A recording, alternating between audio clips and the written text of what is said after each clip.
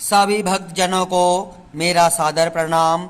आज हम पुरुषोत्तम मास के 7वें अध्याय की कथा करेंगे।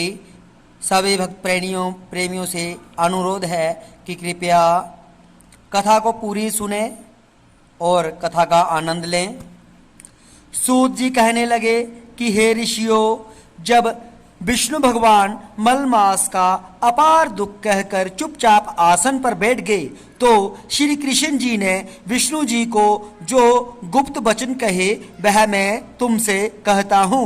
श्री पुरुषोत्तम बोले, हे विष्णु जी, आपने बहुत अच्छा किया जो मल मास का हाथ पकड़कर यहाँ पर ले आए। इससे लोक में महान कीर्ति पाओगे। जिसको तुमने स्वीकार किया उसको मैंने भी स्वीकार किया। इसको मैं अपने समान ही करूंगा। गुण, कीर्ति, ऐश्वर्य, पराक्रम, भक्तों को वरदान, मेरे समान सभी गुण इसमें होंगे। जैसे मैं लोक में प्रसिद्ध हूं वैसे ही यह भी पुरुषोत्तम नाम से विख्यात होगा। जो गुण मुझ में है वही मैंने इसको दिए। हे जनार्दन, तुम्हारी प्रसन्नता के लिए मैंने अपने सभी गुण इसको दे दिए। यह पुरुषोत्तम के नाम से जगत में विख्यात होगा और मेरे समान होकर सब मासों का स्वामी होगा।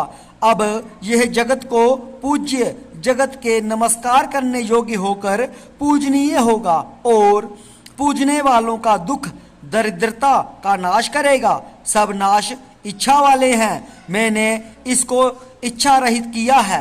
मनुष्यों को मोक्ष देने वाला अपने बराबर मैंने इसको किया है। जो कोई इच्छा रहित या इच्छा वाला इसको पूजेगा वह अपने किए कर्मों को भस्म करेगा, निसंशय मुझको प्राप्त होगा। हे गरुड़ ध्वज, महाभाग्यशाली यति, ब्रह्मचारी, महात्मा, निराहारी भी मेरे परम स्थान को प्राप्त नहीं होते हैं, परंतु पुरुषोत्तम के भक्त मास भर में जन्म मृत्यु से रहित हो बिना परिश्रम के ही हरि के पद को यो पा सकते हैं।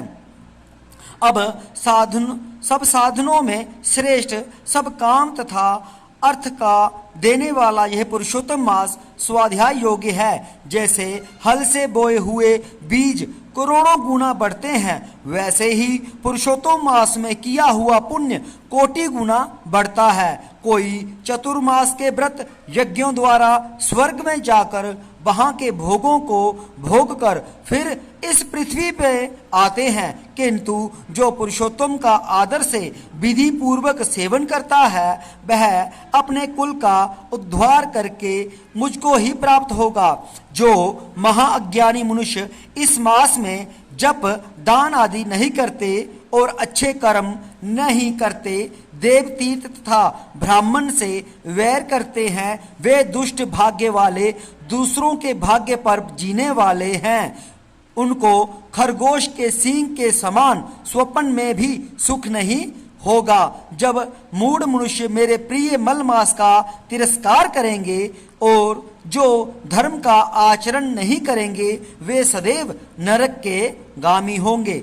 जो पुरुषोत्तम के निर्मित 3-3 वर्ष में धर्म का आचरण नहीं करते वह कुंभी, पाकादि नरकों में पड़ते हैं। जो अज्ञानी पुरुष स्त्री, पौत्र आदि के संबंध में फंसा रहता है वह अज्ञानी दुख रूपी दावानल में पड़ा रहता है। जिसका अज्ञान से मेरा प्रिय अत्यंत पुण्यदान पुरुषोत्तम मास बीत गया, उनको कैसे सुख प्राप्त हो सकता है। श्रेष्ठ भाग्य वाली जो स्त्रियां पुत्र सुख सौभाग्य के लिए पुरुषोत्तम मास में स्नान, दान तथा पूजन करेंगी, उनको मैं सौभाग्य, संपत्ति, सुख, पुत्र दूंगा।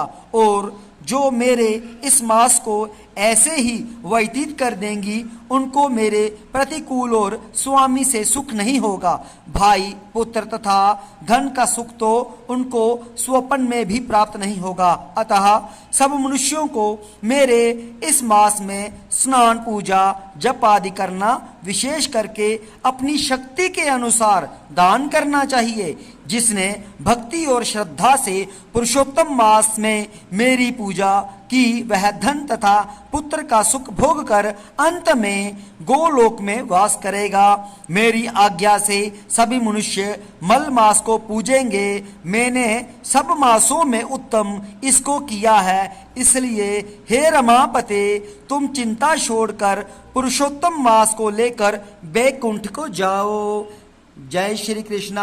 आज हमने पुरुषोत्तम मास के 7वें अध्याय की कथा की। अब हम आगे कल 8वें अध्याय की कथा करेंगे। तब तक के लिए सभी को जय श्री कृष्णा।